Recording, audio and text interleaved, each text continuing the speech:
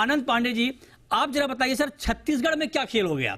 Exit poll में यह दिखाया गया था कि कांग्रेस वहां ठीक ठाक मार्जिन से जीत रही है, ऐसा हुआ नहीं, और जब शुरुआती रुझान आ रहे थे तब भी कांग्रेस आगे चल रही थी। ये पासा पलटा कैसे, पांडे जी? देखिए, मुझे लगता है, देखिए, आप अगर हम छत्तीसगढ़ की खास तौर से बात कर रहे हैं क्योंकि आपका छत्तीसगढ़ का सवाल है, लेकिन अगर मैं तीनों स्टेट में देखें, मैं ग्राउंड पे हूँ, ग्राउंड जीरो पे हूँ, मैं चीजों को बहुत नजदीक से देख रहा हूँ। मुझे लगता है जो हमारे बाजार के साथी बाजार के लिहाज से बात कर रहे हैं, इकोनॉमी की बात कर रहे हैं, पॉलिसी की बात कर रहे हैं, सब अच्छी बातें। मुझे लगता है कि बीजेपी ने तीनों ही स्टेट में बहुत शानदार चुनाव लड़ा है। मैं 15 तारीख की शाम के जब कैनवासिंग बंद हो रही थी मध्य प्रदेश में और छत्तीसगढ़ में, तब मैंने ट्वीट किया था और उस ट्वीट में मैंने भी बोला था कि बहुत मेहनत से चुनाव लड़ रही है।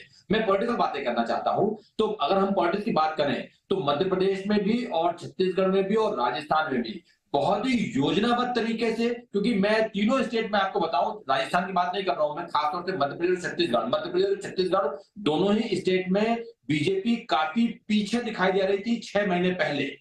6 महीने पहले काफी पीछे दिखाई दे रही थी, लेकिन जैसे ये स्थिति भांपी सेंट्रल लीडरशिप ने, सेंट्रल लीडरशिप का मतलब यहाँ पे सीधे सीधे होता है अमित भाई और नरेंद्र मोदी, जब इनको लगा कि ये अगर हमने इसमें इंटरवीन नहीं किया, हम अगर इसमें एंटर नहीं हुए तो पूरा मामला बिगड़ जाएगा, और उन्होंने सारी चीजें अपने हाथों में ले ली 3-4 महीने पहले। और इसके बाद मैं आपको एक एक कदम बता सकता हूं बीजेपी का कि इतनी योजनाबद्ध। मैं आपको छोटा सा एग्जांपल दे रहा हूं, हम लोग के यहाँ लाडली बहना का बड़ी बात चल रही थी कि आप लाडली बहना ने बहुत काम किया नो डाउट।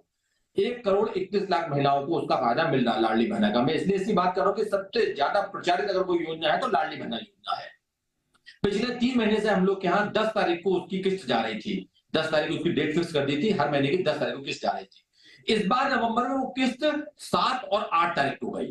अब आप पूछेंगे ऐसा क्यों किया, प्रीपोन क्यों किया? प्रीपोन इसलिए किया कि 10 तारीख को धनतेरस पड़ रही थी, तो शिवराज जी ने, उनकी सरकार ने कॉल लिया कि भाई महिलाओं के हाथ में पैसा होना चाहिए, पॉलिटिकल फैसला था उनका, वो दूसरी बात है।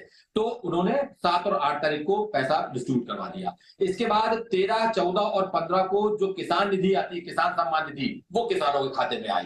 तो ये एक, और 17 तारीख को हम लोग क्या वोटिंग होना थी, तो ये जो पूरे 7-8 दिन रहे, 7 तारीख से 15 तारीख के बीच में, तो कई परिवारों में पैसा वहां पहुंचता रहा। और आप यहाँ पे देखेंगे, और सिर्फ एक एग्जाम्पल आपको दे रहा हूं, इसके सिवा यहां पे ये बोला गया कि साहब संगठन ने वोटिंग के दिन 17 तारीख के, जैसे जैसे मैं आपको बताऊं, जैसे जैसे नजदीक आतेगा चुनाव, वैसे वैसे बीजेपी की तैयारियां, बीजेपी की परफॉर्मेंस सुधरती गई। हम बात कर रहे हैं, जितने भी पैनलिस्ट आ रहे हैं सब इस बात को जोर, मतलब बहुत ही पुरजोर तरीके से रख रहे हैं कि जो केंद्रीय नेतृत्व है और जो बीजेपी की तैयारी है उसका कोई